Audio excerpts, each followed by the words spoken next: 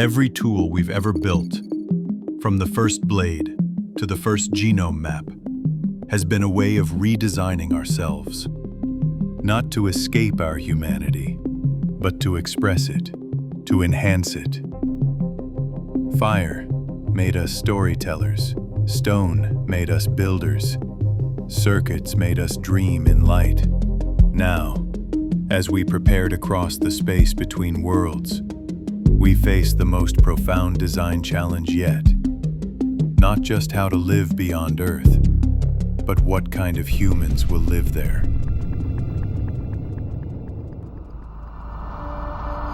In the darkness, deep in the vastness of space, between stars, one fragile world learned to dream. We mapped its continents, traversed its seas, learned to conquer its cloud-dappled skies. But every horizon we master reveals another, just a little further beyond our reach. Now we design futures, worlds we have yet to touch. Join the blueprint.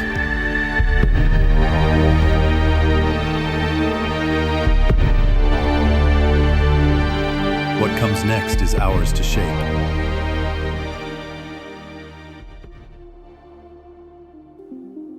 Space is not just a place, it's an environment actively trying to erase you. In orbit, your blood redistributes within minutes. Your muscles begin to waste away.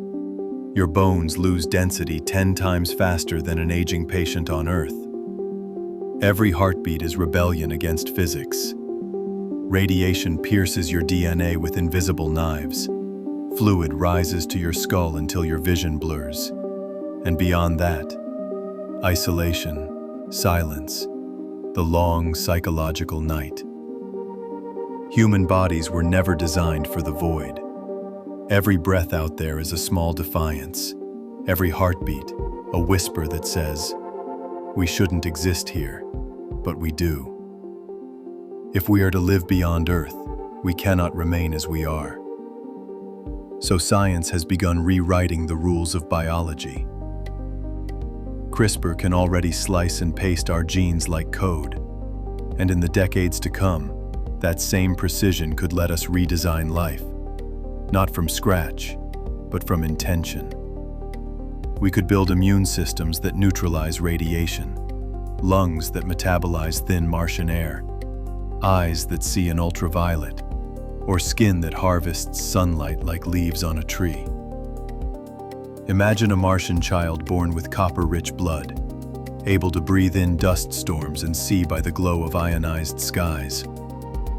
A lineage of humanity tuned not to Earth, but to wherever life can take root. Every adaptation carries a cost. Each step away from our old form takes us further from what we were. Would we still recognize ourselves in those new eyes? Or would we see something ancient? The same spark that left Africa, that crossed oceans, that built the first fire. Maybe the point of being human isn't to stay the same. It's to keep changing, while remembering the past. To touch the stars, we will let go of who we were, and learn to recognize ourselves in what we become.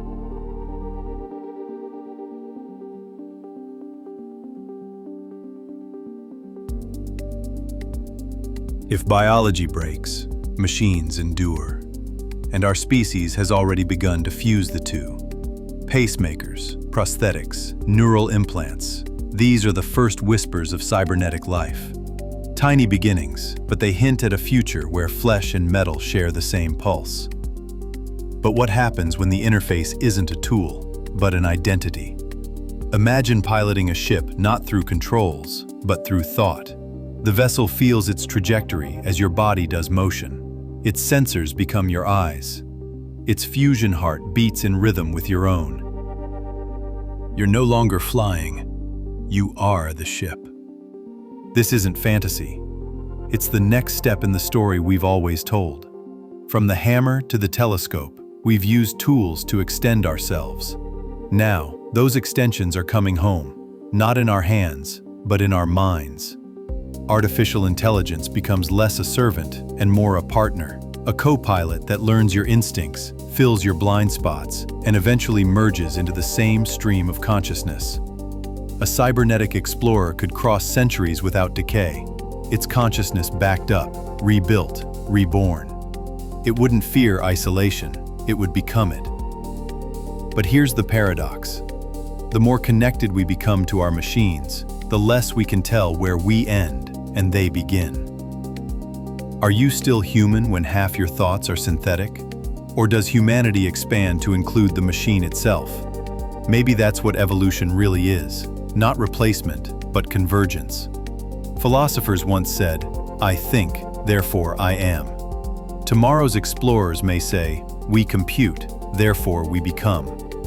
The future of consciousness may not be a singular mind, but a chorus of flesh, metal, and memory.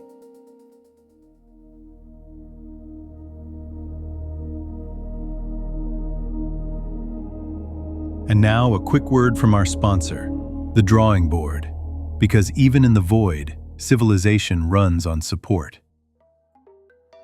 Still wearing mass-market clothes that say nothing about what you stand for? Meet the drawing board, a collector-driven designer fashion label that fuses future-forward streetwear with high-concept speculative futurism. Every limited edition drop is a self-contained story, bold, intentional, and built for tomorrow. It's not fabric, it's a manifesto you can wear. Try it for yourself, and wear the change you wish to see in the world.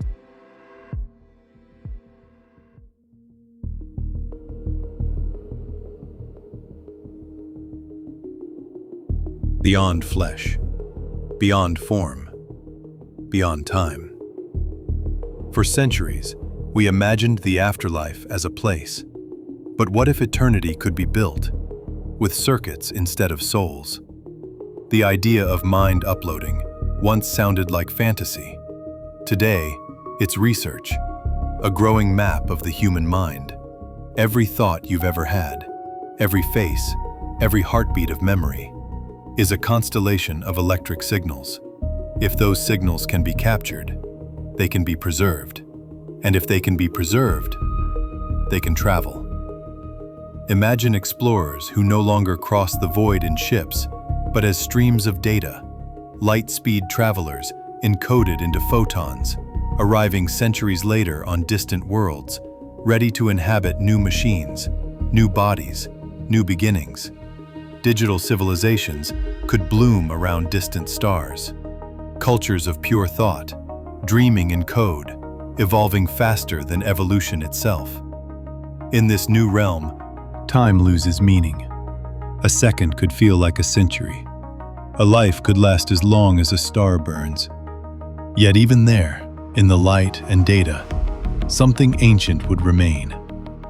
The memory of warmth, of oceans, of a home planet once called Earth. Because even a digital consciousness, no matter how vast, will still ache for the gravity of origin. We may shed the body, but not the longing that built it.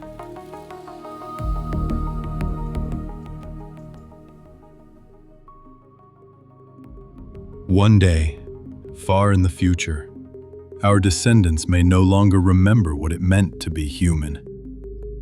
They might speak in frequencies or live as code across the dust of galaxies.